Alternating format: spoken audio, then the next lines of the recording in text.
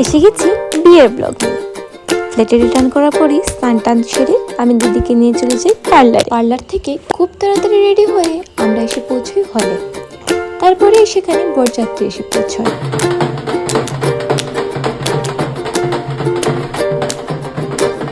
তারপরে এখানে বিয়ের সব রিচুয়ালস শুরু হয়ে যায়। একের পরে অনেকগুলো রিচুয়ালস ছিল। আমাদের বাঙালির বিয়েতে অনেকগুলো রিচুয়ালস থাকে। তারপরে মধ্যের ক্লিপসগুলো নেওয়া হয়নি, ডাইরেক্ট একদম মালা বদলে। এই বিয়েতে জানেন যেগুলো ভাইয়ের কাজ ছিল সেগুলো আমিই করেছিলাম, যেমন ধরুন খই বাটা। তারপর এখানে ওদের সিঁদুর দান হচ্ছিল।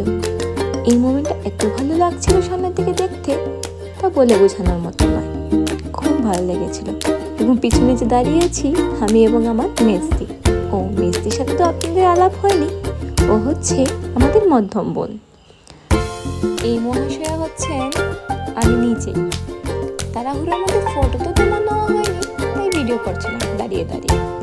তারপর সেখান থেকে চলে যাই ফুড স্টলের দিকে। স্টার্টারের মধ্যে অনেকগুলো আইটেম ছিল, কিন্তু তাড়াহুড়োর মধ্যে আর ভিডিও করাই হয়নি, তাও একটু একটু করলাম। তারপর সব রিচুয়াল শেষ করার পরে আমি এখানে রাত্রে ডিনার করতে বসে যাই। আমরা সবাই বসেছিলাম, বাট টিপসটা আমি আমার একারই নিয়েছি।